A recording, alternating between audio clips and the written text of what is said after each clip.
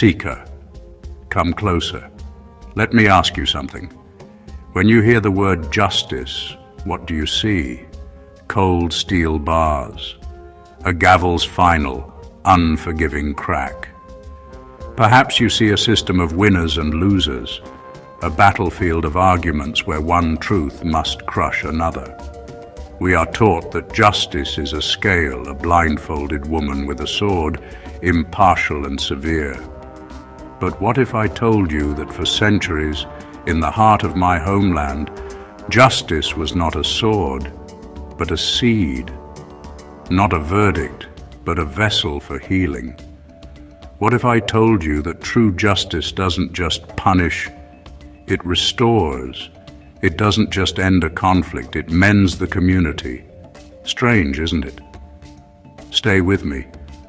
I am the Ghost King, and I will let you in on a secret ritual I witnessed, one that took a life shattered by conflict and made it whole again.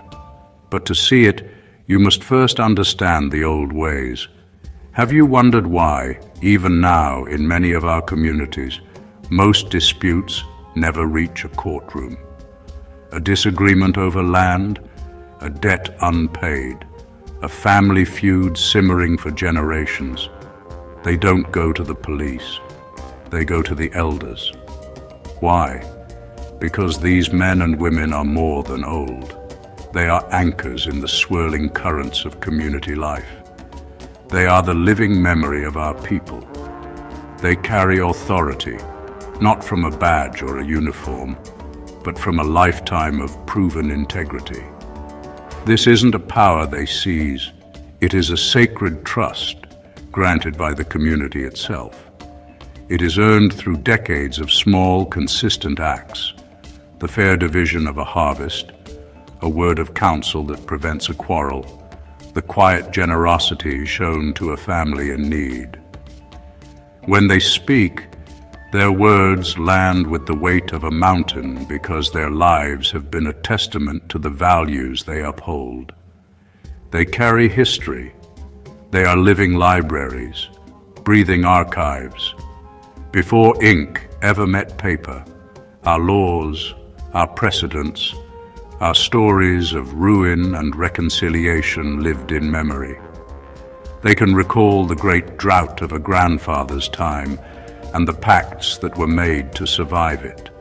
They remember feuds and the precise wisdom that stitched them back together. They don't just remember the past, they keep its lessons alive, ensuring we don't repeat the mistakes of those who came before. But most of all, they restore relationships. This is the key, Seeker. The modern world asks, who is right and who is wrong? It seeks to assign blame. The elders ask a different question: how do we make this right? Their focus is not on the isolated incident, but on the tear it has created in the fabric of the community. How do we mend that tear so we can all move forward, together? This is why old-school justice still matters. It reminds us that we are all connected. So, how does it work? Step 1. The elders as living law books. Imagine a dispute arises, a stolen goat, a broken promise of marriage, a wound deeper than any blade. There are no dusty statutes to consult, no paragraphs of dense legal text. The elders reach for something far more potent: memory, meaning, and moral gravity. They hold tradition, the rituals that mark birth and death, the proverbs that contain generations of wisdom, the unseen spiritual currents that flow between the living, the land, and the ancestral realm. They hold precedent. Ah, one might say, your grandfather's cousin faced this same dispute over a boundary line. Here is what was decided, and here is why. The present is woven inextricably to the chain of the past, and they hold cultural knowledge, the intricate web of genealogies, old wounds between families, ancient alliances. They see not just two people in conflict, but two entire legacies crossing paths. They understand the history that fuels the present anger. And so, armed with this deep knowledge, they listen. They listen to both sides, completely, without interruption. They listen to the anger, the hurt, the fear, and even the silence between the words. They create a space where the raw, painful truth can be spoken without fear of immediate judgment. They listen until the heat of emotion cools and the core of the matter can finally breathe. Then they recall similar cases from the past, not to apply a rigid formula, but to find a starting point. They shape outcomes that fit not cold, inflexible codes, but the living values of the community: fairness, respect, and continuity. This is justice with a heartbeat. Step 2. The council and the search for consensus. The elders are a starting point, not a throne. The circle widens. Respected heads of families, skilled artisans, wise market women, their voices are invited. The council debates, tests, claims, pokes and prods at each story until only the hard, undeniable truth remains. There is no room for ego here, only for evidence and the collective good. I stood in that circle once, not as a king, but as a young man, accused. The weight of their eyes was as heavy as stone.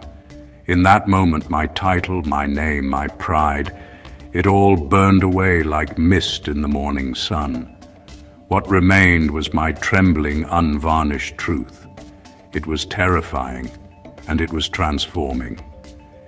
You've faced your own circles, seeker, in your work, in your family, in the quiet courtroom of your own heart. Conflict is not a punishment. It is a forge. It is a fire that tests the purity of your character. Do not flee the fire. Stand in it. That is where you discover who you truly are when it counts. If you have reached this far, seeker, lean in, because what comes next flips everything you think you know about justice. Subscribe now. I share these stories every Sunday, Tuesday, and Friday at 10:30 p.m.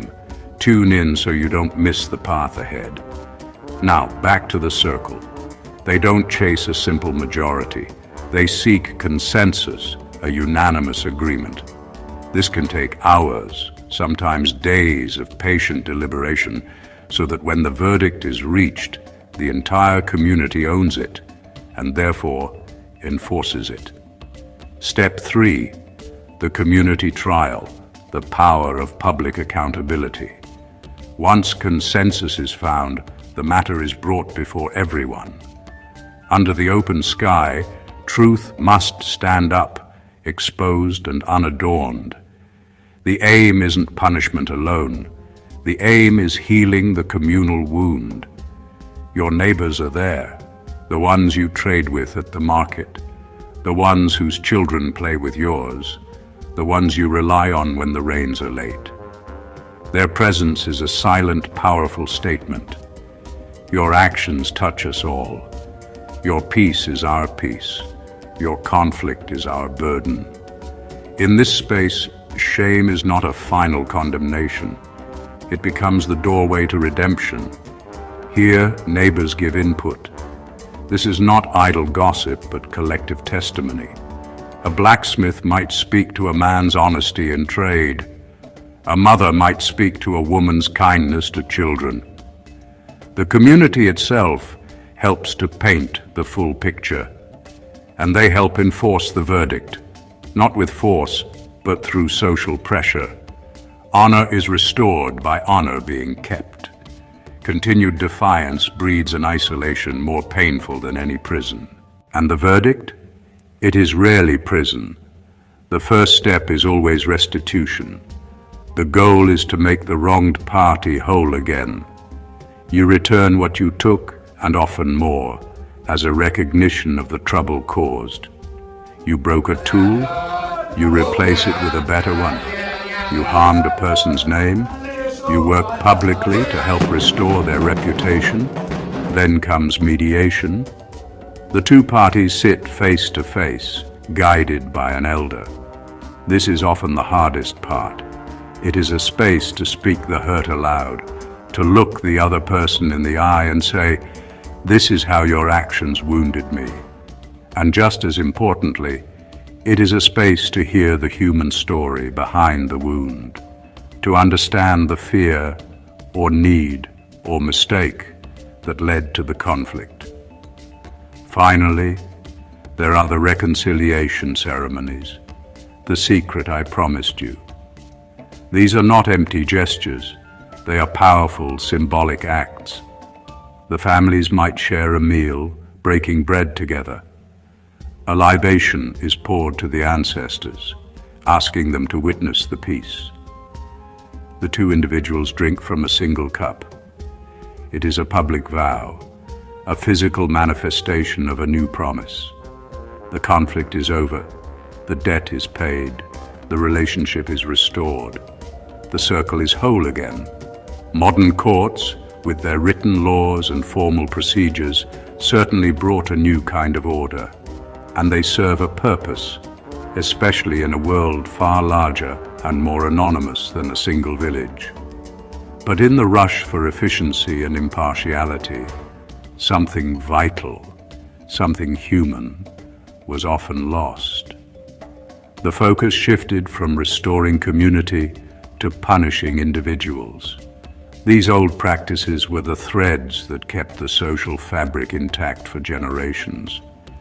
They were built on a simple, profound truth.